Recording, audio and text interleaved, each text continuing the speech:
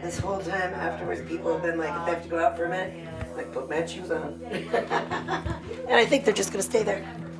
Today we are going to be remembering and celebrating the wonderful, talented, human, beloved friend, our co-worker at 7 Days, and amazing photographer, Matthew Thorsen. Matt packed in like way more fun and way more experiences than most people get to do in 90 years. So he did it. He knew it was going to come. We all knew it was going to happen. So there was time to kind of get ready. Like, we knew it was coming. Matt died of cancer on New Year's Day, 2019. He was with his beloved wife and their cat, Darkness.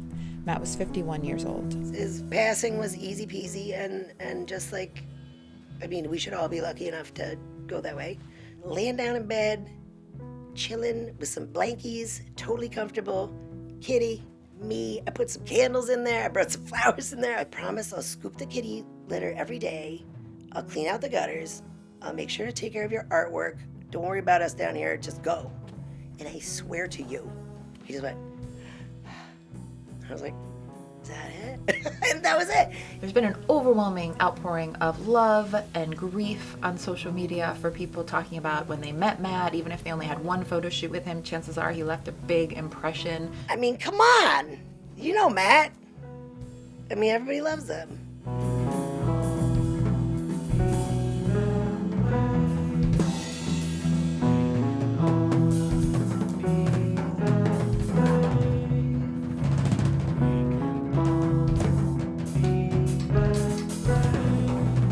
Matt will be the cover of 7 Days this week. There's a wonderful piece written by Pamela Polston. Of course, Matt has been with the paper since its beginnings in 1995. He really helped define the look of 7 Days. I think that right the day after he passed away, this giant, storage hard drivey thing. And it was just going like, I was like, you don't have to keep working. I don't know what you're doing, but you're doing something. That picture was taken at our first date.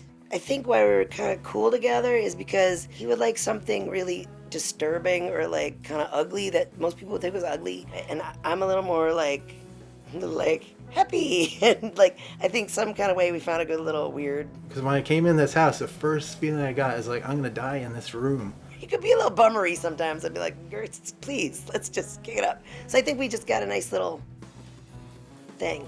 First thing I thought, we're going to be buddies. It wasn't just because he's so good looking, but that didn't hurt. When we first started hanging out, that little son of a gun had a camera with him all the time. It would be strapped to his wrist, a little one. I think he only took it off maybe when he was sleeping and taking a shower. We just would run around being idiots and taking pictures. I was in a bar and I was like, oh, hey, look at that light, there's action going on. Let's do something funny, So it was actually to do something as well as feeling pretty awkward. We were at TGI Fridays or whatever. I don't know whose idea it was, but I took my shirt off and I was laying on the table and he put the silverware. I don't know how nobody stopped us. They were doing a story about heroin. I had to arrange with Matt to take pictures of me faking and shooting up. My very first Secret Santa at 7 Days, Matt picked me and made a really cool collage. And look at that magic. He's just a magic guy. Pee pictures thing. I don't even know exactly how that came about. We could be anywhere, and you'd just be like, okay, if I go over there and pee, we take a picture. And I was like, yep. There's a lot of pictures here. There's pictures everywhere in this house. Yep. There's CDs in the spare room. There's CDs in the bedroom. There's CDs in the basement. Framed photos and real prints and negatives and blah. If we could count them, that'd be interesting. But I think it'd probably be 1 million pictures. Every dang place in this house has photos. Don't tell them where I live. If I'm showing up for a story, I don't want to show up being like, hey, I'm Matt Thorsen. I think I'm really neat. I went to the fair, And I don't really tell anybody stuff. And I just start asking them questions, I guess. Not on purpose, but kind of also because they stand there and watch me unpack my stuff, and I have to think of something to talk about.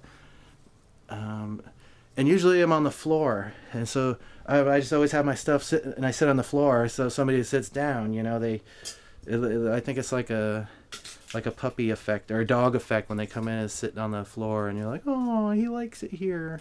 So it would be a little weird sometimes getting Matt's photos to use in the paper. I got really good at just being like, zink, zink, zink, zink, zink, zink, that one, zink, zink, zink, zink, zink, that one. I go to somebody's place and I've never been there before, and they are sometimes just ready to go, like, all right, where do you want me? As soon as they see me, I'm like, I don't know. I didn't even take my camera out yet.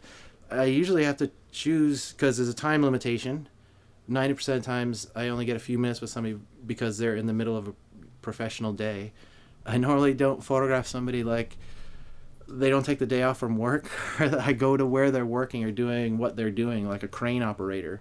I'll be on the front of the crane and be like, I can only be on the crane for like a few minutes before they like, okay, back to work, the type of thing. There's some people who are very, really great technical photographers, or they have like 8,000 cameras and they know like the flippity-boo, f-stoppy, blah, blah, blah, blah, whatever. He could probably have the shittiest camera in the world and like a flashlight and just make something magic out of it. Camera aside, homicide. I was backing up, was on a tripod. I'm going like this, sizing things up, and I hit the tripod and it fell over. And it made the shutter open, and it took a picture of me looking over going, to draw out somebody like a timidity or a genuine non-pose, or sometimes it's hard, but I also like the pose that people put out. That's pretty funny. You can, even when they do it good, it's like sometimes people have a pose set, like a couple things they do, you see them like that, it's like, oh man, this guy's done this before, and so that makes it easier. What's your pose? What's your set pose when someone takes your picture? I think I go, ha. So, I don't know. I do that one too. Do you ever see that when you do a close-up of somebody and then later you're like, oh shit, they have like crackly cracked skin and stuff? That's gotta, and it doesn't, I know people are like mortified. I mean, from showing them the picture themselves, I'm like, oh, this one's good. It's like, no, come on back, buddy. Bring it back to me. I just working on this little project, and a drag ball, and it's really dark, so I just had to turn up the light a lot in the pictures, which reveals a lot of dots in my camera, which my camera didn't work very well. And so I'm like having to pluck dots out of like people's ass cracks and their cleavages and their noses and their teeth. It's like the last days of my life. Like, I just know from life that you only feel good when you're done a project. Like, you get eaten up, whether I'm yelling at myself or not. When I get done, I'm like, hey, that's not that bad. It's like, maybe I did something okay. And it's right to the end. It's like, this is stupid. It's a waste of time. I'm cleaning somebody's ass crack. I get the book back and I'm like, this is hilarious. This is funny. It's like, wow, I guess I did live. So we have the mannequins, or the Machu statues. What are they wearing? They're wearing 2 of his lovely suits. And it was funny that it was the night before the party. I was like, oh, we're going to put his suits on there. I'm not going to keep them here forever like that. I'll change their outfits very quick. I'm not going to be that weird lady. Maybe. I know you've lost some family members. Oh, loads. I've been preparing for this moment all my life. My brother, my sister, my brother, my other brother, my dad, my mom, cats. I hate that face. How are you doing? Like, what am I going to do? Like, just lay around the house and cry? That'd be so boring and awful. And that would make the rest of my time really awful. Screw that crap. And then you get hit by a bus. Then you get hit by a bus anyway, and you're going to die anyway. So I'm just going to have fun and, like, live in this whole crazy house full of crazy art and, like, I don't know, dress up mannequins like my dead husband. There's a lot of clothes, too. He was a snazzy dresser. Here's the suit that we got. We had kung fu suits to get married in. We got a lot of moo-moos for days. This belonged, I believe, to A-Dog. And somehow we wound up with it. Oh, and there's a whole costume department downstairs in the basement. We're not even gonna go there. So, Matt was very adamant about what was supposed to happen afterwards. And he said, we went to the funeral place and talked about cremation and stuff. And afterwards he was like, don't let him upsell you. I don't want a church service. I don't want anything. And I was like, okay, well, I guess I'm going to throw you a party. We got his ashes the day of. We set up a nail salon in the back room. We had fire pits and tiki torches. And at some point I was like, I'm putting on my sparkle suit and I'm just going to mingle. There's snow on the ground and that's not going to be there forever.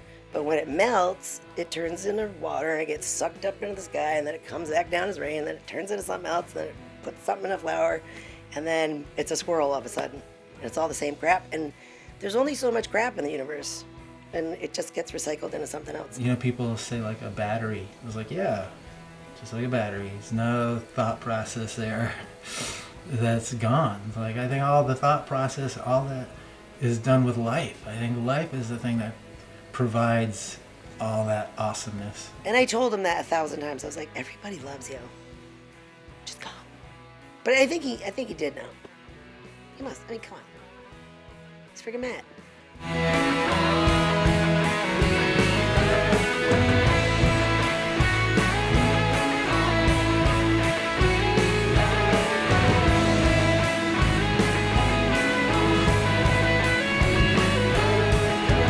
Have fun, be nice to people, and if you want to go to Paris, buy the damn ticket.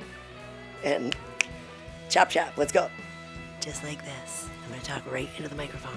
Well, we can do a Matt video every other month. I have enough footage. I have 4 hours of footage. His thing was like, just finish that thing that you wanted to finish. Like, so if you're out there wondering what you should do, you know, what would Thorsen do? He would do it. He would just finish that. I'm going to need help with this. Some great archivist person call me. That's going to be the end right